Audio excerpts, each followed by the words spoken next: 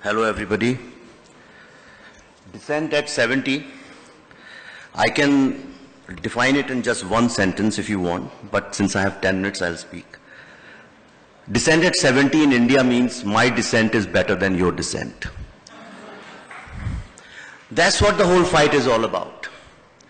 Initially I thought that I did some research. I thought I'll speak I'll give you an academic point of view on dissent. But I'm a filmmaker, not a media person. My job is not to give opinions. My job is to observe and tell you stories. I'm a storyteller. So I'm going to tell you the story of my life, where and how I faced dissent and what happened. But before that, I just want to tell you a small story because it will put everything in a context. There was a man who went to a church and he asked a priest, this wine, is this Jesus Christ's blood? And the priest said, yes. So he said, you mean to say intellectually or actually? And the priest said, actually. He comes out and he meets a crazy girl, an insane girl, a mad woman. She's carrying a Barbie doll and she's telling everybody, this is my baby, this is my baby. So he said, you mean intellectually or actually? And that mad girl said, actually. Why I'm saying this, just replace that doll with idea of India. Now the whole debate is, there's an old school of journalism, old school of politics, old school of filmmaking, old school of narrative. They're still carrying a certain kind of narrative. They believe this is the idea of India, this is how the India should be. And in the process, what has happened is that India has died, the idea of India they had. There is no India in that idea of India. India has changed and they don't know the pulse. Somebody else knows the pulse. He has taken over the narrative, which can be the new government. You can call him Modi, it can be social media. And the ideas which were supposed to come from the media and from the people who create narrative actually are coming from the Prime Minister of the country, and that's why everybody is rattled and they are saying there's no space for dissent.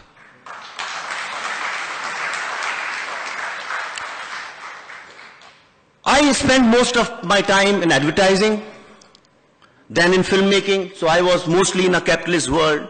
But I'll tell you how the whole thing began.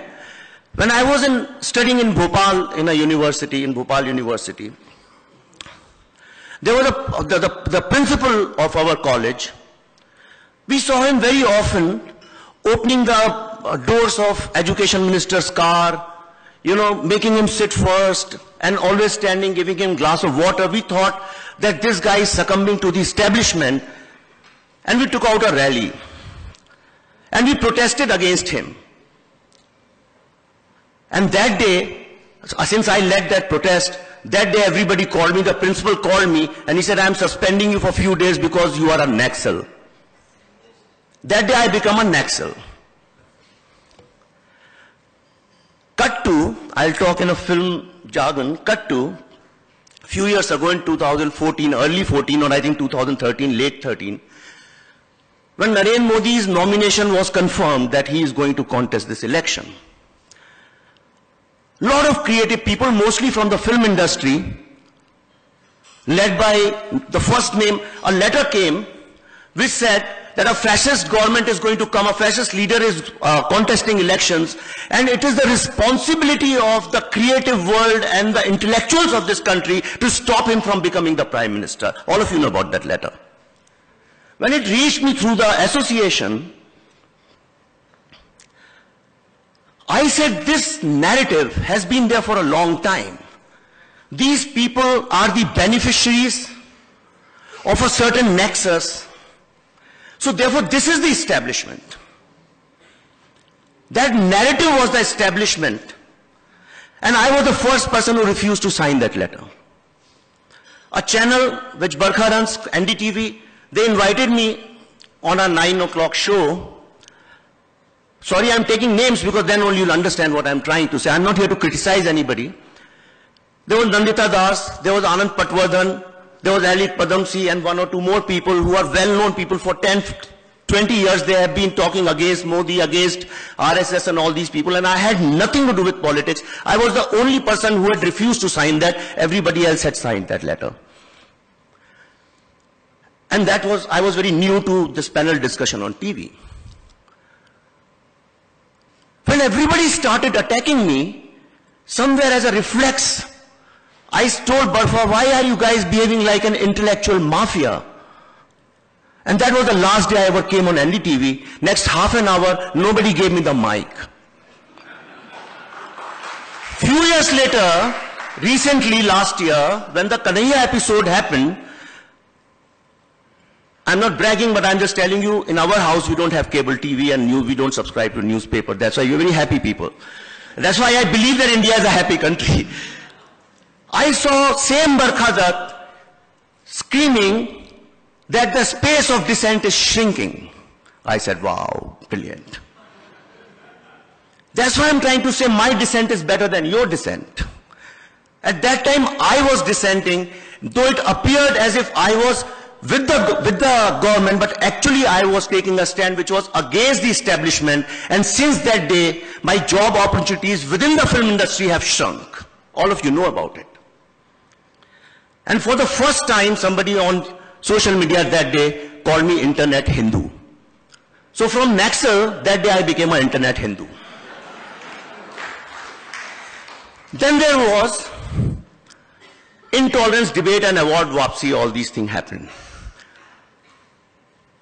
Anupam Kher called me, he said, I am taking out a march, would you want to come? I said, no, I don't want to get involved in politics. But next day I saw on TV a so-called poet and author, writer, Mr. Ashok Bajpai was leading a campaign called Award Wapsi.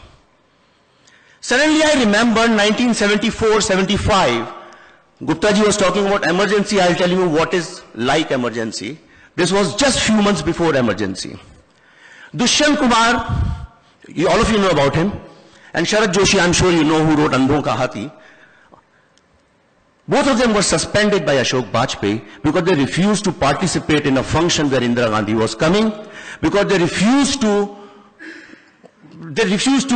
take orders from Ashok Bajpai, and they called him openly. They were dissenting against him. They were suspended. Dushyant Kumar died of heart attack on 75.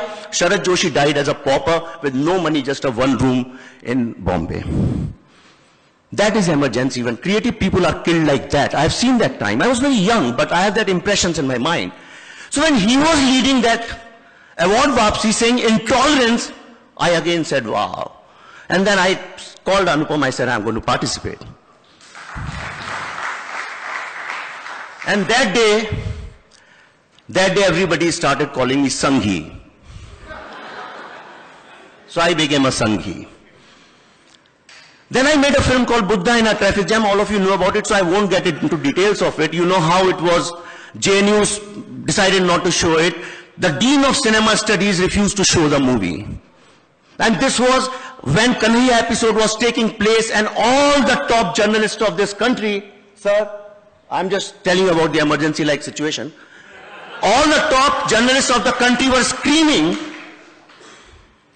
They were screaming that the space for dissent is shrinking. That time a very important movie came in this country, not because it was mine, the first movie ever which said that there is a possibility that there's a nexus between the intelligentsia, media, NGOs and Naxals, and it's a truth that there is a nexus.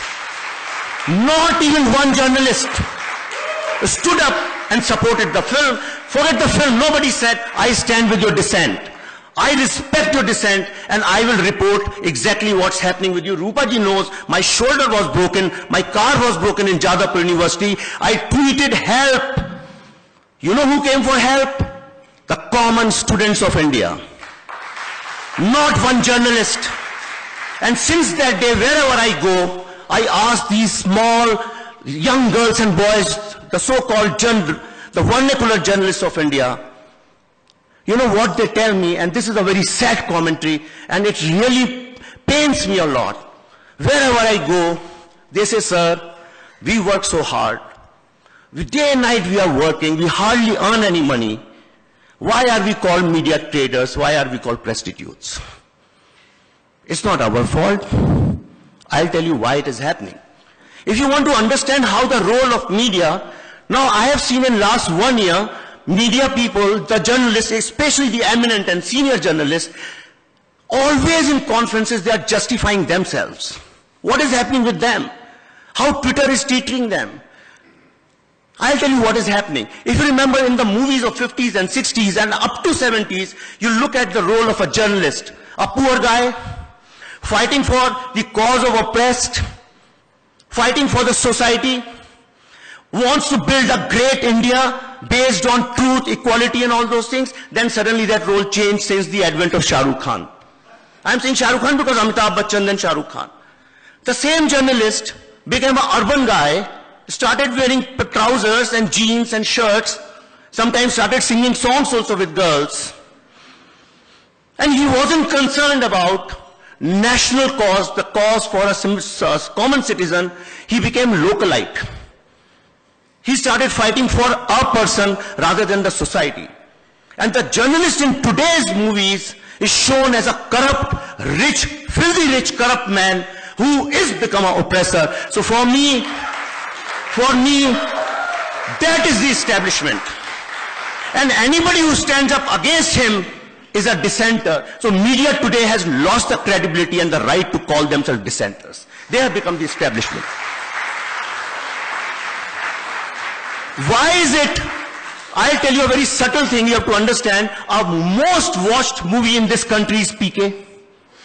Most loved, because most people have seen. No movie can be most watched if people don't relate with it and relate with the characters. Look at the irony of that movie. Look at the irony of our society and the state of media in this country today. In that movie, the journalist, all she wants is a great story and TRPs. An alien has to come and tell her and change her heart and convince her why it is important to look for the interest of a common man. That is the in-depth analysis of that movie. Last thing, I just want to say, this identity crisis, this credibility issue is coming because media has become very aware of itself. When a filmmaker or an artist starts thinking that what I'm going to write, what I'm going to create, what impact it's going to have within my fraternity, what people are going to say about it, that day he loses the objectivity of the whole issue. That's what media is doing. पर जैसे कहते हैं भगवान जब एक दरवाजा बंद करता है तो दूसरा खोलता है. Times have changed. You have to live. Mohandas Pai was giving me some brilliant statistics today of artificial intelligence and all. I think in modern times, in these times, media is the establishment, is part of a nexus, and the social media is the new dissenter. The common citizen is the new dissenter, and which is why media is spending 90% of its time criticizing Twitter and defending their own position. So now the responsibility is on you guys. Thank you.